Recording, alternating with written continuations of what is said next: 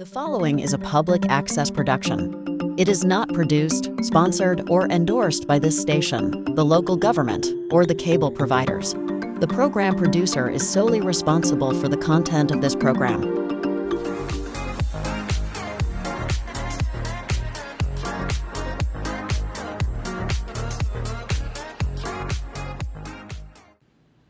Welcome. I'm John McHugh. Thanks for joining me. Normally, we focus on topics surrounding listing and selling homes. However, today we have a special topic of discussion and special psychic guest. My guest today is one of Natick's most fascinating and widely recognized residents, Donna Grover DiPietro. Donna is a published author, nationally known psychic investigator, lecturer, researcher, and media personality whose work has attracted attention for decades. She has appeared as a guest speaker for organizations including the prestigious Mystery Writers of America, has been featured on numerous radio programs, podcast interviews, YouTube programs, and online media outlets, and has consulted on a wide variety of cases involving intuition, historical investigations, unexplained phenomena, real estate concerns, and unsolved mysteries. Her experiences have taken her from helping homeowners and families to consulting on some of the country's most famous mysteries, including still unsolved Isabella Stewart Gardner Museum art theft. Known throughout New England and beyond for her work investigating unusual experiences, locating lost items, exploring historic properties, and sharing remarkable stories from her career, Donna has built a reputation as one of the region's most recognized voices in the field of intuition and psychic investigation. Today we're going to discuss her extraordinary life, her experiences, her book, her investigations, and some of the remarkable cases that have brought her national attention. Please welcome Donna Grover DiPietro. Thank you. Donna, thank you so much. Thank you for joining me. I'm so excited to have you here. A Natick psychic on the show. That's really different. Normally we talk about listing and selling homes, but we're having people from the Natick community come in. We're having stagers, decorators, designers, inspectors. But when I was talking to a lot of people about having a psychic, they thought, what a great idea, huh? Yes. Are you excited to be here? Very excited. Thank you so much for inviting me. We're glad to have you here. Donna, at what age did you first realize that your experiences were a little bit different than the other girls? You know, it sounds a little bit unusual, but as far back as I can remember, when I was about 3 years old, I would be in the living room, sitting on the floor, playing with my dolls and toys. And I noticed these cherubs around the ceiling looking over me, and I was wondering what is going on, and it felt as though I was related to them in some way. So you would physically see them Yes. there? Were they translucent? Yes. Were they transparent? No, or they were physically actually there. And could anyone else see them? No. So you were so young that it wasn't strange to you? No, it just seemed like they were related to me and welcoming, and they loved me.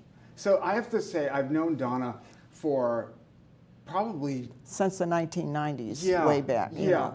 I mean, well over 20 years. So I've known her, and I learned about her psychic abilities very slowly, specifically from people that she had helped to find things, or that I've heard stories from. So I'm quite used to this. To me, this isn't shocking, and it's certainly not surprising. So it's got to be difficult to introduce it to the audience because I've been witnessing this for many years, and I've seen and heard many, many stories from things that are very simple and everyday to things that are basically unbelievable. And I think that that's what psychic phenomena can be.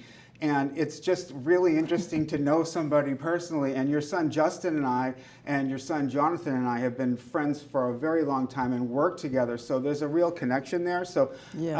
I can say that I've witnessed a lot that has happened. And I always wondered what the first event was that made you realize that something unusual was happening to you and made you realize that something was a little bit different. What was the first event that made you realize maybe you were a bit psychic?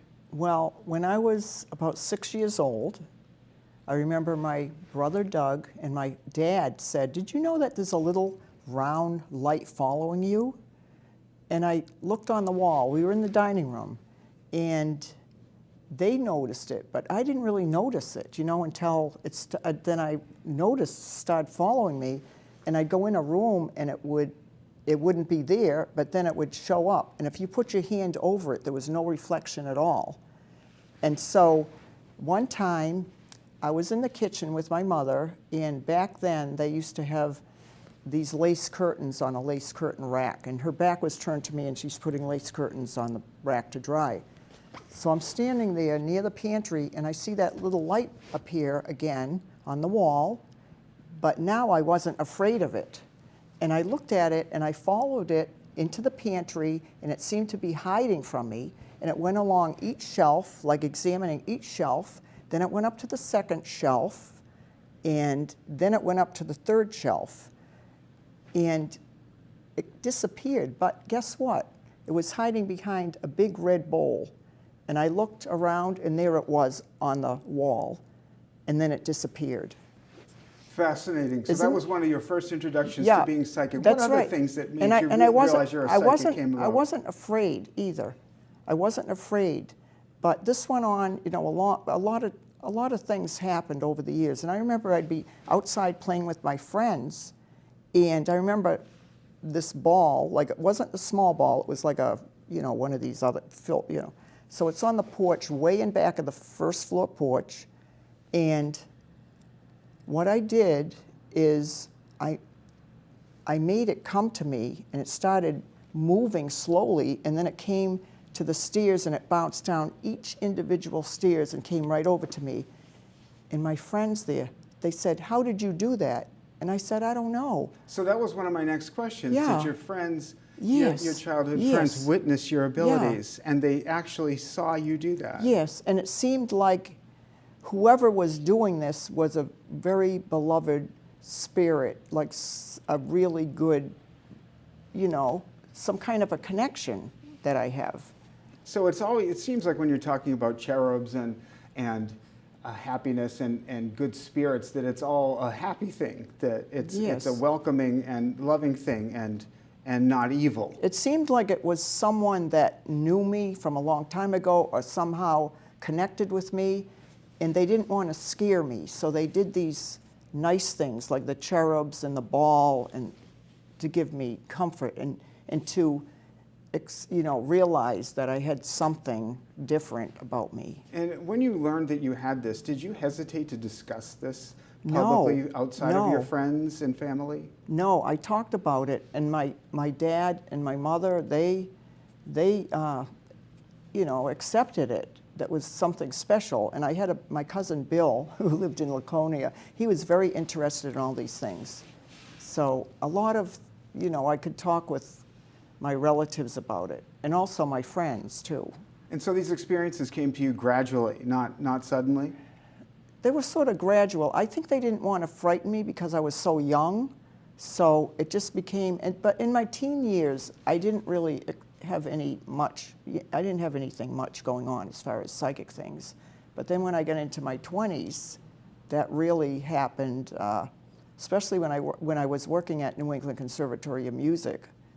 That this event happened, and it's the most, I don't know how to say this, but it affected me so much. Out of all the things that I've been through with psychic, you know, accepting Tell it. us what affected you when you got into your 20s and realized that things were affecting you differently, and let us know, was it visual, emotional, auditory, or what was it? How did it affect you? What happened, in the 1990s, I was the concert manager at New England Conservatory of Music. And it was in the summertime, so it was kind of a slow day, and there's not too many students around anymore, maybe some summer students. So I went to the ladies' lounge where Jordan Hall is, Jordan Concert Hall, and they had this nice ladies' lounge with a couch and TV and all this stuff. So I went in there by myself, no one around, and there was a deck of cards there. So I thought, you know, I was kind of bored, so I'm trying to guess which ones are coming up. So this lady comes in, and I didn't know her, but I had seen her down the end of a hall a couple of times, so I thought she was either a teacher or a new employee or something. So she came in, introduced herself. She said her name is Lydia, and I told her, Donna. And she said, "Oh, what are you doing?" And I said, "Well, I'm just trying to guess these cards. There was a deck of cards. I'm trying to guess which ones are coming up." And I said, but I don't use cards to see things. And she said, can you tell me something about myself? So all of a sudden, I saw this word, and it looked like it wasn't in English. So she gave me a piece of paper and a pencil. She said, here, spell it out. So I spelled out her father's name in Polish. And she said, what do you see about him? And all of a sudden, he appeared to me, and he was against this barbed wire, and he had valuable coins being taken from his pocket. And she said, yes, my dad was taken by the Nazis, and they put him in a concentration camp, and they took away his valuable coins. So we had all this discussion at lunchtime, and she said, would you come to my apartment someday after work and we can talk more? So a few days later, we walked up the street to her apartment, and as soon as I walked in, I sat down in the living room, and this man appeared to me. He was a young man in his 20s with blonde hair parted a certain way. He had on a military uniform, and he had blood on a letter from his mother in his pocket. And Lydia said, that's my brother, Edmund. She went into her bedroom and brought out this beautiful gold-framed picture of her brother Edmund, and with his uniform on, his blonde hair parted exactly as I said. She said he was found in the war, dead, with a letter from our mother in his pocket. So then, after all this other stuff, I described her home and her friends and everything, where she lived in Poland growing up. And then she said, let's go in the kitchen. So we went in the kitchen, and she had a little round table, and I'm sitting across from her. And I'm talking about all these things. And then I was like in a trance in a way. This had never happened before. But I noticed there were tears coming down her face, and it woke me up. And I said, what's wrong, Lydia? She said, you just spoke in German. And I said, I don't speak any other languages. What did I say? And she said, my best friend, Anna, was taken by the Nazis. She was on the back of a truck being taken away, and she screamed over to Lydia, if there's ever any way I can reach you, I will. And what I said to her that day at the kitchen table, I said in German, this is Lydia, and I am reaching you now. And it's the most emotional thing. It's just amazing. That is an incredibly emotional story that must have been very difficult for you to deal with. I know. In your 20s, when you were in that position from someone that you were running into and had to give that information to. And was she grateful to hear it? She was crying. We hugged and everything. And she was the most wonderful person. She worked at the conservatory. She worked in a different department and all that. She must have been incredibly grateful to read Yeah. these messages. Now let me ask you a question. After that, did she want to speak with you all the time, not only about her relative, but about other relatives? I think Did she want more information? I think it was Did just she have too- deeper questions? Did she want to hear Well, more you know what? about that and Well, from others? It seemed like she, that was very emotional for her, and I know she had been through a lot, so I think she didn't want to talk about any more of that stuff. So that was it. She So just we got talk- that message and she didn't want to I know, hear anymore? I know that a few years later, she died of cancer. And my father and I went to visit her at the hospital a few times and brought her magazines and stuff. And we talked about things, but we never talked about, in detail again about that. So that's such a gift that you gave to her, to be able to reconnect to somebody from her past that nobody else could ever give to her. So that's something so unique. And that must have been something that she'll Yeah. never forget. But I carry that with me when I think about it. I can't even begin to imagine, especially because you were in a trance and know. can't even know what you were saying, I know. speaking in German. Can you control when the information arrives, and can you turn it off? Or when you go into a trance or we're speaking in German, are you helpless and taken over by the Spirit? Well, at that time, I was taken over by the Spirit because she had to wait over 30 years just to get that message across. This 16-year-old girl murdered by the Nazis in a Has that concentration happened camp. again, or was that the only time that that happened? That was the only time that that happened. And have these experiences ever influenced your faith? I've always had great faith in God and all of that. Actually, when I was a little girl, I wanted to be a minister. Up until, about when I was about 20, and my mother said, that's not a good job for a girl.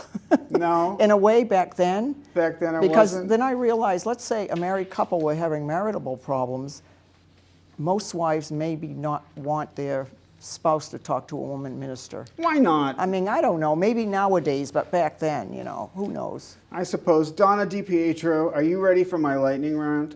Yes, go ahead. Are you sure? All right. Lightning round questions for Donna. Have you ever scared yourself? No. No. What's your guilty pleasure? Well, you know what? People tell me that, I know it's crazy. I don't really have a guilty pleasure. Haunted mansion or luxury penthouse? Haunted mansion. Would you rather solve one murder or find one missing child? One missing child. If you could ask history one question, what would it be? I would want to know about the universe and, other planets that have beings on them, and if they're intelligent, and if we've ever been in touch with them. What's your superpower besides intuition? Well, I'll tell you, I love people and I love to help them. And that's what they tell me at work, that, I always try to help people. What scares Donna Grover DiPietro? I worry about wars and things that humans can do, and how all these things, people are brainwashed to hate other people, and it's been going on since mankind have been on this beautiful planet. Finish this sentence. People would be shocked if they knew. People would be shocked if they knew that there really are wonderful beings on other planets. And they are in touch with us, but most people don't know about it. I think you did a great job for the lightning round. Very good. Did you like it? 10 out of 10. I think you did a great job. Looking back now, what stands out the most about the beginning of your journey? And over the years, what do you look back and are you most grateful about over the stories? Now, I've heard stories about people asking you, where did they leave a ring? Or where did they lose their keys? Okay, I'll tell you. Yeah, please. Okay. Well, I've been asked to find missing people.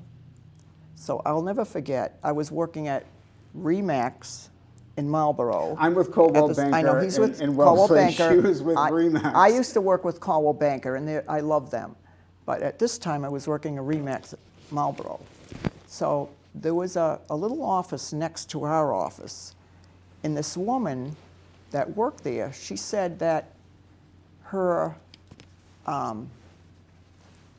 boyfriend's daughter was missing, and he hadn't seen her for 10 years. I mean, since she was 10, actually. He hadn't seen her since she was 10. So the ex-wife had the daughter, and she's probably in her 20s now, right? So I'm thinking about it, and then on the way to work, all of a sudden, this whole thing came to me, and I had to go into that little office next to me and tell me before I could even go into my own place. I said, for some reason I knew this, I said, your boyfriend's daughter is going to make contact today, and she's going to come and live with him tomorrow. So this is all, I know it's a crazy thing. So the next day, she comes over to my office and says, oh my God, she runs in and gives me a hug and everything. She said, you were right. My boyfriend's daughter called him last night, and now they're getting together today. So just things like that, like finding missing people, and just, and I don't know why I could do that. I think it's fascinating, and I think that have you ever considered? Well, I mean, I know you've written a book. Do you want to talk a little bit about your book? Do you want to hold it up, maybe? It's on Amazon. In paper. Psychic Dimensions. Psychic Dimensions, yes. Yeah, she's written a book. I've looked at it. It's a beautiful book. And another thing, predicting the Pope would be shot. Now, I want to tell this story. Yeah, please I want do. to tell this, okay. Now, when my kids were little, I was working through a temp agency, and they sent me to Newton Wellesley Hospital quite often, and I'd work in this little office, and it was near where they had the telephone, you know, operators before Sure. all the other fancy stuff. So everyone got to know me, and they knew I was psychic, so it was more for fun, like what color are the kitchen curtains and things. Yeah, the basics we talked yeah, about, right. So one day, I'm at work in my little office, and I saw the Pope being shot. And I'm trying to put it out of my mind. This can't happen. So I went into where the ladies were, and I told them, and something told me, tomorrow after the 12 o'clock news, we're going to find out. And so the next day after the 12 o'clock news, a lady runs down from the end of the hall and says, "Oh my God, the Pope was just shot." So now this is something that's going to, I have to tell you, the finishing. This is crazy. Okay. Okay. When my children were little, I was working through a temp agency, and they'd often send me at Newton Wellesley Hospital, and I'd work in this little office.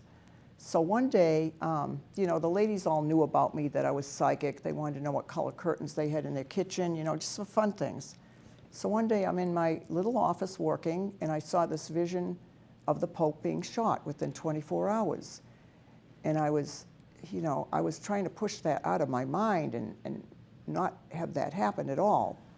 But I had to tell someone, so I went out and told the ladies in the next office. I said, "I just saw a vision of the Pope being shot tomorrow, and we'll know after the 12 o'clock news." So sure enough, the next day, this woman runs down the end of the hall and says, "I just heard on the news that the Pope was shot." So is this crazy? Unbelievable. So then what happened is I met this priest at Natick Mall, a very nice man, like I meet a lot of nice people, but I didn't know he was a priest because he'd always dress in his regular clothes.